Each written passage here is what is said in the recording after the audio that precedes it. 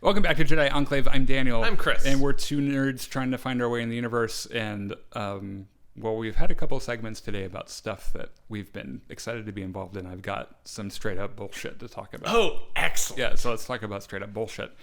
Before we get to the straight up bullshit, you should like this video and subscribe to the channel, comment about your own bullshit. Because if it's not bullshit that irritates us, we'll look at it and read it and either probably laugh at it. Reply or just make fun of you. Yeah. Like when we're talking about other stuff. Possibly make fun of you in the reply. Yeah. We should do videos of like some of the like dumber comments we've had. Dramatic comment reading? Yeah. I'm up for that. Yeah, we've got a couple trolls. Oh, good. Yeah. Excellent. All right. So here it comes. Of course, by now, if you're watching this, The Rise of Skywalker has premiered in theaters. Mm-hmm. It's about a month after, which, by the way, spoilers. If you haven't seen it yet, you probably don't care about spoilers in Star Wars anyway, so don't give us grief about that. But there's a movement. When I say movement, I mean like I'm using hard quotes, movement, that are trying to get the JJ cut of Star Wars: The Rise of Skywalker released.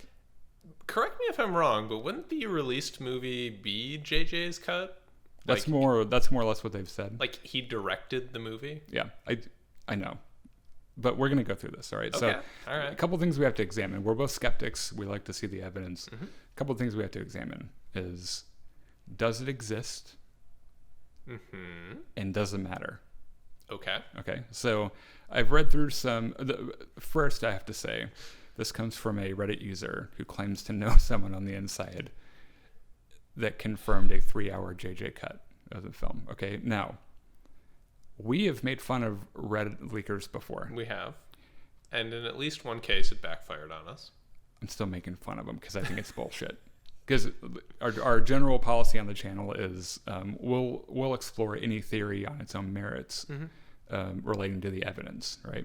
So before we go too deep into this, I would like to mention that, of course, there are longer cuts of films that were like the director's first draft, and they took it to their producer, and the producer said, no, that's way too long. You need to cut out this.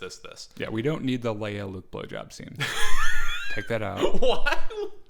It was a bad idea. Shouldn't have never made it in there in the first place. I don't know how you got those actors to do that. Get it out.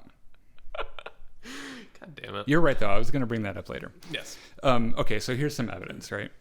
Well, is this evidence or evidence? Well, it's evidence that backs up more of what you said, which is, of course, there are longer versions of the movie, right? Okay.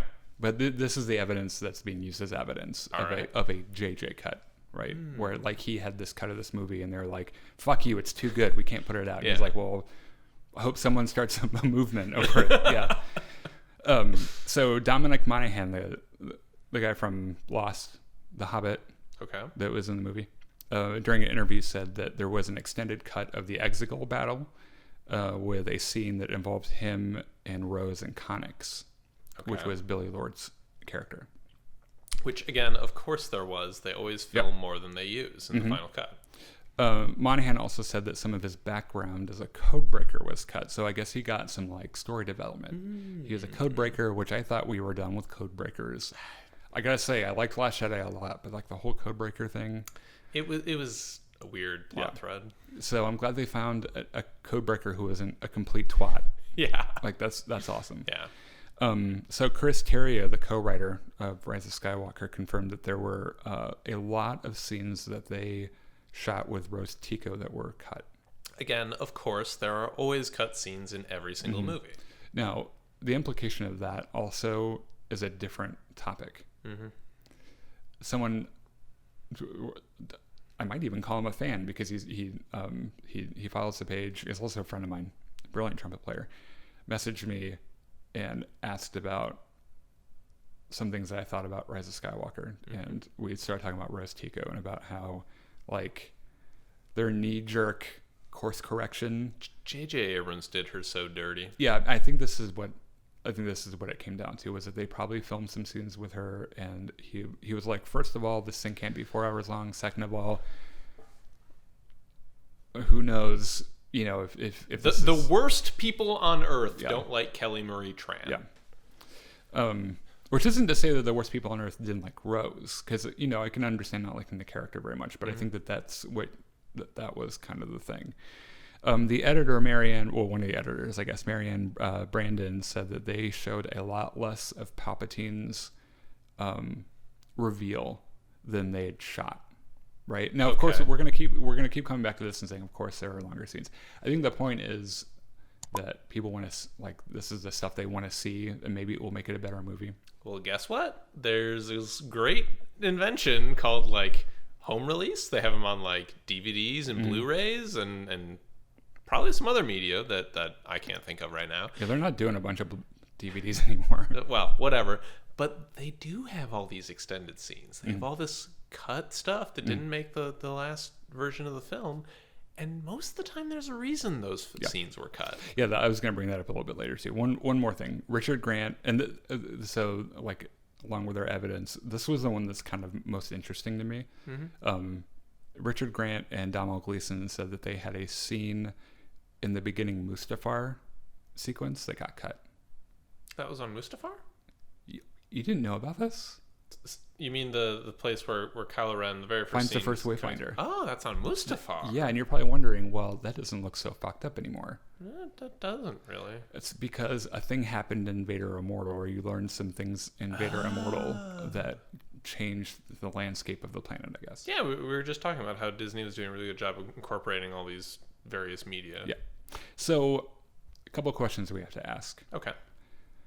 Does this mean that there was a dedicated bite thumb at the J.J. Abrams cut of the film? Almost certainly not. I think they had a lot of different ideas for how different parts of the films could have gone. So they shot all of them. And then they took it to editing and said, okay, what is the most important stuff for us to show for this story that moves the narrative? Yes. Yeah. And then they just started cutting things and cutting things and cutting things. They must have done a shit ton of cutting, because this movie was 2.5 hours long and it was just breathless. There was no chance. Yeah. There were no breaks. Yeah. So let's go ahead and grant the premise that there is. Okay. So we're gonna steel man the position a little bit. Okay. Let's grant the premise that this does exist. Okay. Does it matter? Probably not. No. Of course it doesn't matter, because I'm reading through some of this stuff thinking, what could they add to this movie that would make me like it more? Nothing. They would have to take some things away from it. Yeah. For me to I've got some real problems with this movie. Is there a cut of the movie that doesn't have Force dyads in it? Is there a JJ cut for that? Because I'll watch that and like it more probably. Yeah. There are a couple of things that they introduced where I was just kind of like, where did this come from? Is there a cut where Rey isn't a Palpatine? Yeah. I would like that movie a lot more. Give that. I'll pay fucking double for it. Yeah. I think the best part of this whole theory is that this whole movement is basically asking for the special features on the Blu-ray disc. Yeah, and by movement I mean like a couple of people use hashtags on Twitter. Yeah. The irony that kind of cracked me up about this is that I wonder how many of the people that want this, like, what if Disney was like, fine, we got the JJ cut. Here's your JJ cut, and they put it in the VCR, and they're like, the fuck, this has like 20 minutes of Rose Tico in it. And JJ's like, gotcha. And Ryan Johnson's in the background just like, woo! Yeah, he's got his Long Island. It's like, yeah, there you go.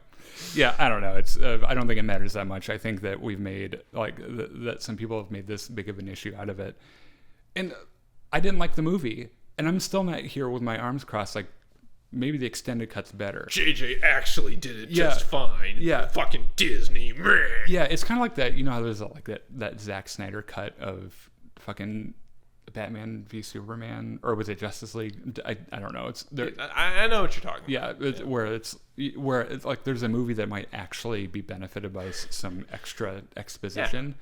Yeah. That movie was all exposition. We don't need any more of it in there, so I don't think it would matter that much. Anyway, let us know what you think. Are you one of the guys on Twitter gunning for a JJ cut? If so, tell us why. If we've missed evidence, please tell us. Oh yeah, we'll examine it, just like all the other shit evidence. Sorry, we'll seriously look at it. Like the video, comment, subscribe. We love you guys a lot. Make sure you follow our podcast on SoundCloud, Google Play, Spotify, or Apple Podcasts. It's just pretty much us talking about similar things, just bullshit more than we do. Yeah. So yeah, join us there, and we'll see you on the next video.